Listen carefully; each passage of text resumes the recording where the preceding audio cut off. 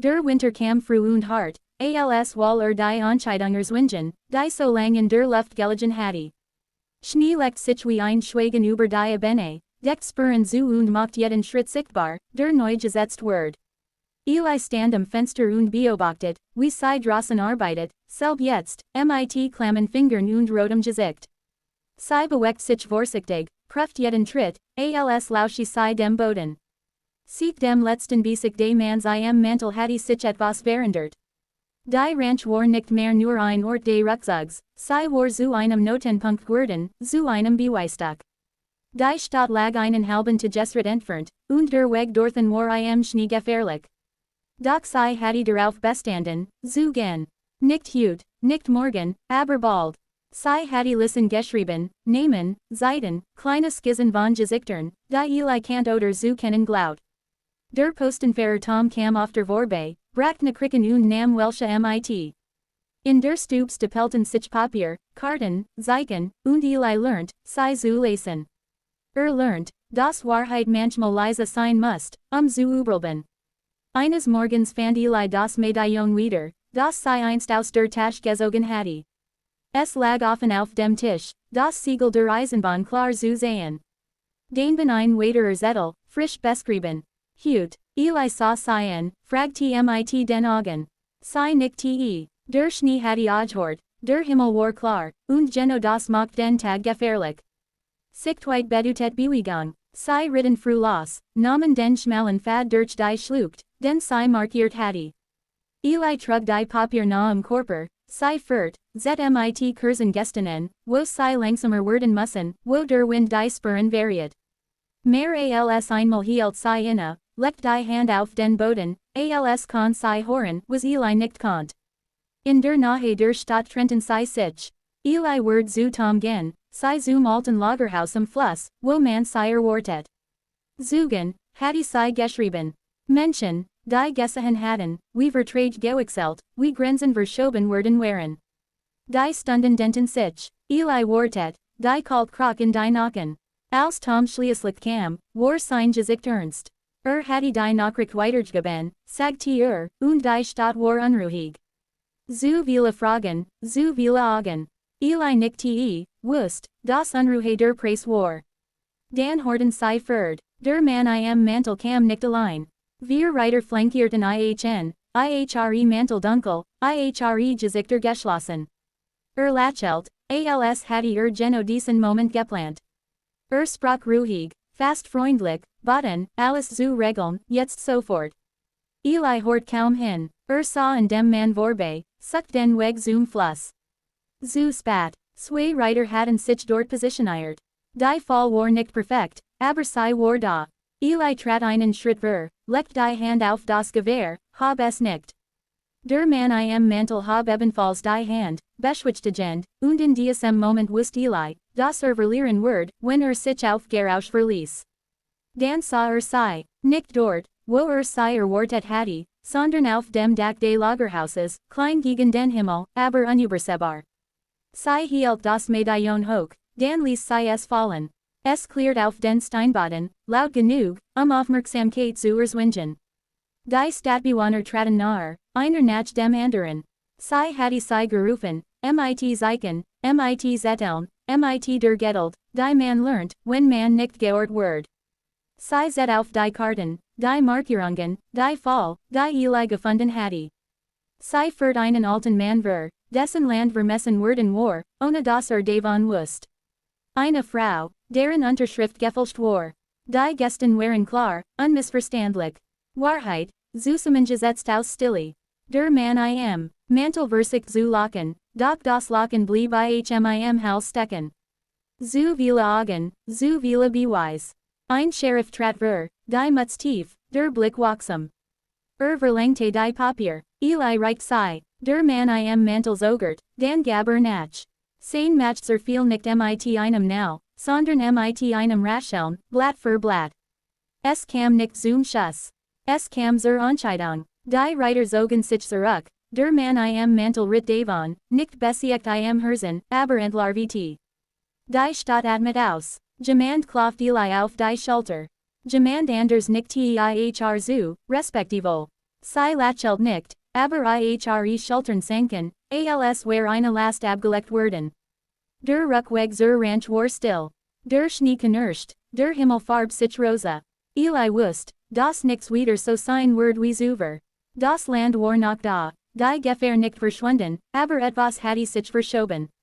Als sei ankommen, stellt sei sich in die Mitte der Weide, breitet die Arm aus, als wird sei den Wind lassen. Dann schrieb sei im Schnee, langsam, sorgfältig, frei. Die Tage danach waren Arbeit.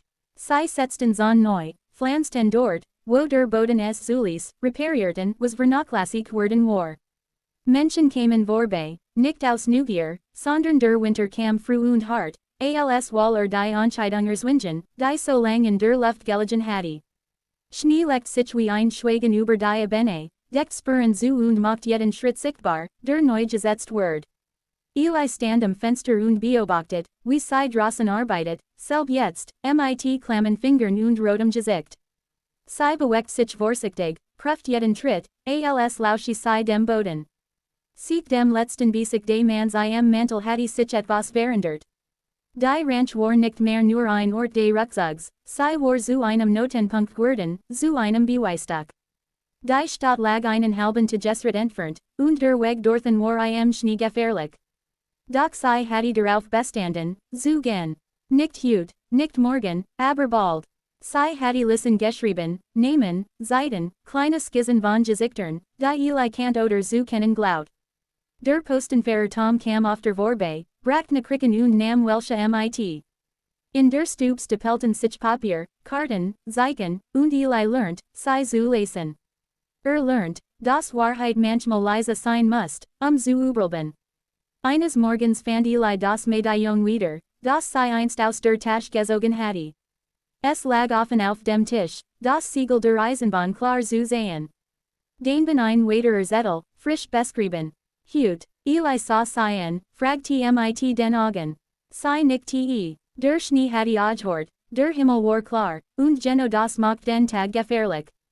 Sichtweit bedutet Bewegung, sei ritten früh los, nahmen den schmalen Pfad durch die Schlucht, den sei markiert hatte. Eli trug die Papier nahm Körper, sei fährt, mit Kursen gestanden, wo sei langsamer werden müssen, wo der Wind die Spuren variiert. Mehr als einmal hielt sei inne, legt die Hand auf den Boden, als kann sei hören, was Eli nicht konnt. In der Nähe der Stadt trennten sei sich. Eli wird zu Tom gehen, sei zum alten Lagerhaus am Fluss, wo man sei erwartet. Zugen, hatte sei geschrieben. Menschen, die gesehen hatten, wie Vertrag gewechselt, wie Grenzen verschoben worden waren. Die Stunden denten sich, Eli wartet, die kalt Krach in die Nacken. Als Tom schließlich kam, war sein Gesicht ernst. Hatte die Nachricht weitergegeben, sagte und die Stadt war unruhig. Zu viele Fragen, zu viele Augen. Eli nickte, wusst, das Unruhe der Preis war. Dan Horton sei fürd, der Mann im Mantel kam nicht allein. Wir Reiter flankierten ihre Mantel dunkel, ihre Gesichter geschlossen. Lachelt, als. Hatte genau diesen Moment geplant. Sprach ruhig, fast freundlich, baten, alles zu regeln, jetzt sofort. Eli hort kaum hin, sah in dem Mann vorbei, sucht den Weg zum Fluss. Zu spat, zwei Reiter hatten sich dort positioniert. Die Fall war nicht perfekt, aber sei war da. Eli trat einen Schritt vor, legt die Hand auf das Gewehr, hab es nicht. Der Mann im Mantel hab ebenfalls die Hand, beschwichtigend, und in diesem Moment wusste Eli, dass verlieren wird, wenn sich auf Gerausch verließ. Dann sah sei, nicht dort, wo sei erwartet hatte, sondern auf dem Dach des Lagerhauses, klein gegen den Himmel, aber unübersehbar. Sei hielt das Medaillon hoch, dann ließ sei es fallen. Es klirrt auf den Steinboden, laut genug, Aufmerksamkeit zu erzwingen. Die Stadtbewohner traten nahe, einer nach dem anderen. Sei hatte sei gerufen, mit Zeichen, mit Zetteln, mit der Geduld, die man lernt, wenn man nicht gehört wird. Sei set auf die Karten, die Markierungen, die Fall, die Eli gefunden hatte.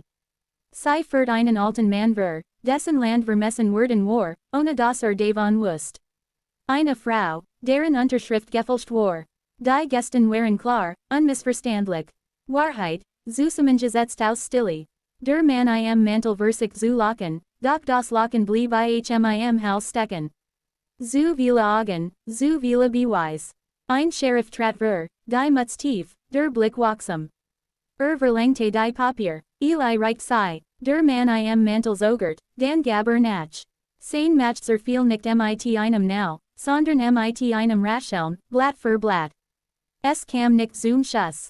Es kam zur Entscheidung. Die Reiter zogen sich zurück, der Mann im Mantel ritt davon, nicht besiegt im Herzen, aber entlarvt. Die Stadt atmet aus. Jemand klopft Eli auf die Schulter.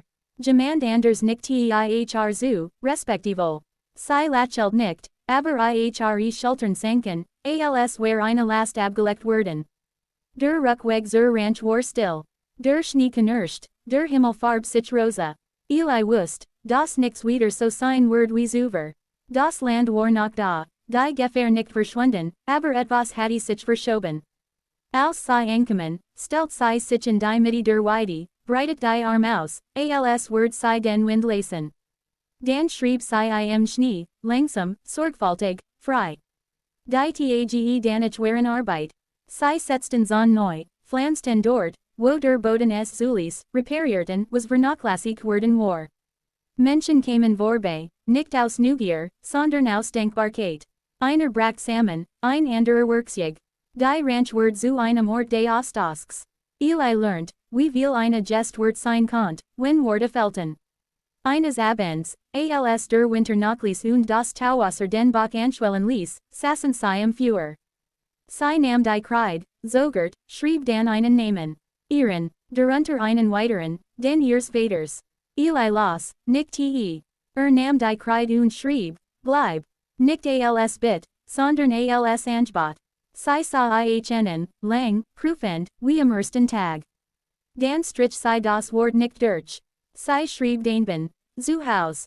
Der Frühling kam vorsichtig, Grad brach durch den Boden, Vogel kehrten zurück. Eli stand auf dem Zahn und sah zu, wie sie ging, sicher, aufmerksam, frei. Wusste, dass sie nicht gekauft hatte. Hatte zugehört, auf eine Weise, die erst lernen musste.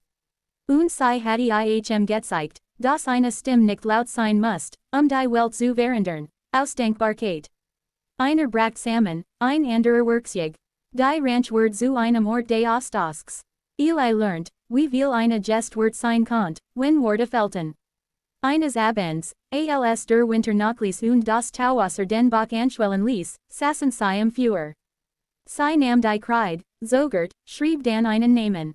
Ihren, darunter einen weiteren, den ihres Vaters. Eli las, nicht te. Nahm die Kreide und schrieb, bleib. Nicht als bit, sondern als angebot. Sie sah ihnen, lang, prüfend, wie am ersten Tag. Dann strich sie das Wort nicht durch. Sie schrieb denben, zu Haus. Der Frühling kam vorsichtig, Grad brach durch den Boden, Vogel kehrten zurück. Eli stand auf dem Zahn und sah zu, wie sie ging, sicher, aufmerksam, frei. Wusste, dass sie nicht gekauft hatte. Hatte zugehört, auf eine Weise, die erst lernen musste. Und sie hatte ihm gezeigt, dass eine Stimme nicht laut sein musste, die Welt zu verändern. After the freeze loosened its grip, people expected the story to end cleanly, like a storm that blows itself empty and leaves nothing but drifts and silence. It didn't. Winter had taken its time, and it had left marks that didn't melt when the sun finally dared to rise. The prairie looked skinned, its white surface stretched tight over a wound that refused to close. Mara Holt stood at the mouth of her shelter and felt the weight of every eye on her back, a pressure almost as heavy as the stone roof beneath the snow. She had survived, and that unsettled them more than death ever could. They come in ones and twos at first, pretending to check on the boys she'd saved, pretending to be helpful. Their voices stayed low, like they were standing near something that might wake. They asked how deep the shelter was, how thick the roof, how she'd kept it warm when their own houses had failed them. Mara answered only what she had to. She had learned long ago that explanations invited arguments, and arguments were just another way for people to deny what frightened them. What frightened them now was not the cold, but the idea that they had been wrong. The town buried its dead 3 days later, when the ground softened enough to take a spade. The preacher's voice shook as he spoke, words cracking in the air like thin ice. People huddled close, eyes starting toward the horizon as if the cold might return just to finish the job. When it was over, they drifted away, leaving Mara alone by the last grave, a mound of dirt already hardening again. She thought of her father then, of the winter that had taken him, of the roof that hadn't been enough. Stone remembered warmth, he'd said. He hadn't lived long enough to prove it. That night, the wind rose again, not as fierce as before, but sharp enough to make shutters rattle. Fear moved through Red Basin like a sickness. Lamps burned late, no one laughed. Mara went below and lit her stove, the familiar ritual grounding her as the earth settled around her. She slept lightly, senses stretched, waiting for the sound that would tell her the ground had changed its mind. It never came. The next morning, a boy ran to her shelter, breathless, eyes wide. A rumor had started, he said, growing fast. Some folks believed the shelter hadn't survived because of stone or skill, but because the ground favored her. Others said it was witchcraft, that no ordinary person could live through 50 below while houses collapsed like paper. By noon, the whisper had teeth. A man from the south end swore he'd seen the snow slide off her roof like it was being pushed away. Another said the earth had hummed when he stood near the rise, like something alive beneath it. Mara felt the old, familiar tightening in her chest, the warning that came when people stopped using reason. She packed supplies and checked her door, reinforcing what didn't need it. She told herself fear would pass, that proof was enough. She had seen winters break men before, she knew how quickly gratitude turned when it had nowhere to go. It broke that evening. A group came up the rise just before dark, their shapes wrong against the sky, moving too close together. Voices reached her, sharp and brittle. Someone shouted her name, not like a greeting, but like a challenge. Mara stepped outside, the cold already biting, and faced them. They stood there, 6 men, faces hollowed by hunger and loss, eyes shining with something close to panic. The blacksmith was among them, his hands wrapped in rags, his shotgun. The man whose joke had started it all stood near the back, J.A.W. clenched. They demanded she open the shelter, said the town needed it now, said one woman didn't deserve what could save them all. Someone said it wasn't natural. Someone else said the ground should belong to everyone. The words tangled together, anger feeding on fear. Mara listened until the wind carried a smell she recognized, sharp and dangerous. Kerosene. You open it, the blacksmith said, voice breaking, or we'll open it for you. For a long moment, the only sound was the wind sliding over packed snow. Then Mara stepped aside. She didn't argue. She didn't plead. She reached down and pulled the door wide, letting warm air spill out like breath. The men froze, not from cold, but from the sight of it. Stone walls held steady. The roof sat low and sure. Heat rolled out in a wave, undeniable and real. They crowded in without thinking, boots thudding, shoulders scraping stone. The shelter filled fast, bodies pressing close, steam rising from damp cloths. Someone laughed, high and shaky. Someone else dropped to his knees. For a moment, it looked like chaos would swallow them all. Then the ground shifted, not more, just enough. A low groan rolled through the stone, deep and slow, like the earth clearing its throat. Dust fell from the ceiling. The men went silent. Mara felt it through her boots, through her bones, the subtle warning she had been listening for since the first shovel struck frozen soil. Too many bodies. Too much weight in one place. Stone remembered warmth, but it also remembered pressure. Out, she said, voice cutting clean through the hush. No one moved. The groan came again, louder this time. A hairline crack traced itself along a seam in the stone, white against grey. Panic hit all at once.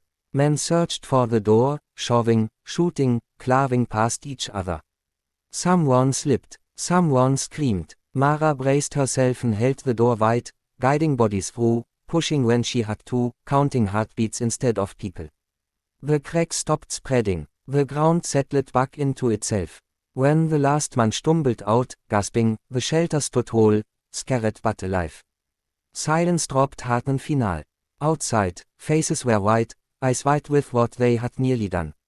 The kerosene can lie forgotten in the snow, its threat made a small by how close death had been.